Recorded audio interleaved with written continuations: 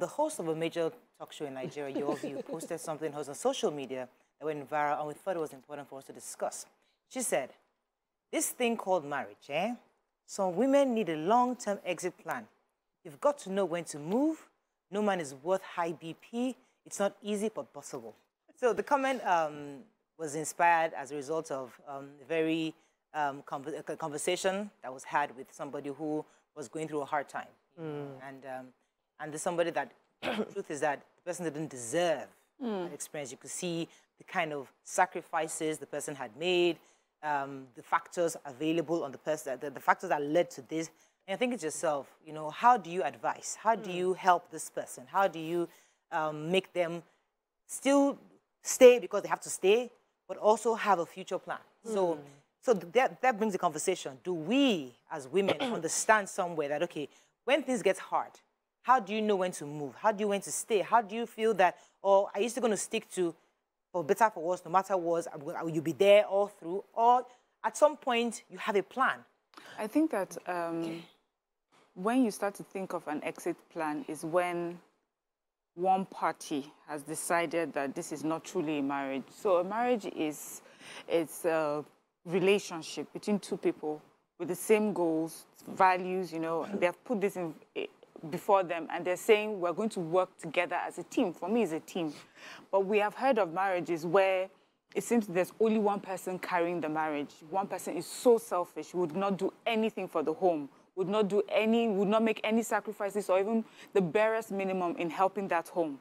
And then you find one of the spouses, wife or husband, just, you know, constantly being unhappy. That person carries all the burden, financial, emotional, mental, everything, you know, and the other person just checks in to sleep and checks out, you know, at the day. So there's this movie, I think they said, married but living singly, something single. Yeah, so we have some people like that. And I feel that when it gets to that point, that is when the person should have an exit plan. In true sense, marriage, the two have become one, which means their entire lives are intertwined. You can't just remove yourself from a situation. So when people are advising that, what was she looking at till they killed her in the marriage? How couldn't she have stood up and left? It's not easy to just stand up and leave.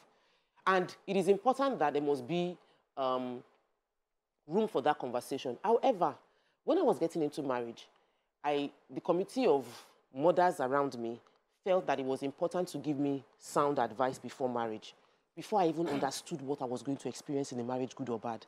The conversation was that, Tokwe, as you're going to your husband's house, you must keep, your left hand must have something, your right hand must have something, under your feet must have something, so that if anything happens, you have where to go. Yeah. And at first I entered that marriage with that mindset, and I got to meet my husband, and I felt there was no need to be doing left hand keeping, right hand keeping in that setting.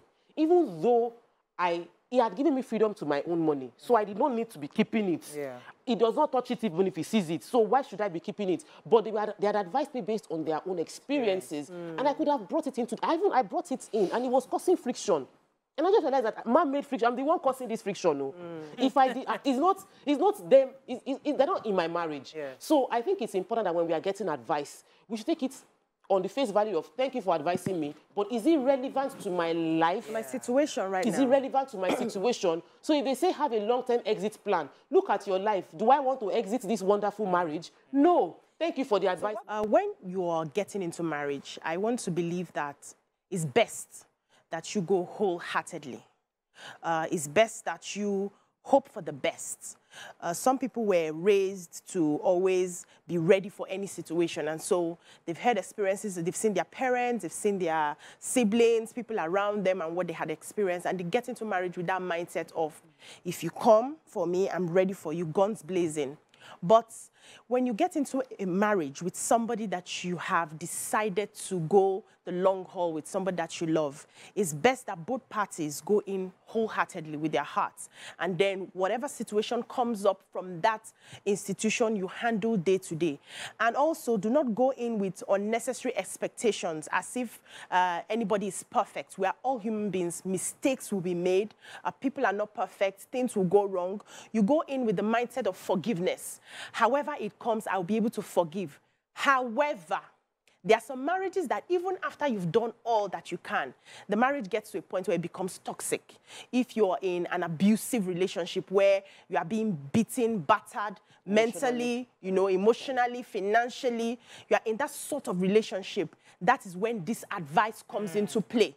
So you assess the situation. If I stay here in the next 5 years, am I sure that I can go out with my life? If I am not sure, you must have an exit plan.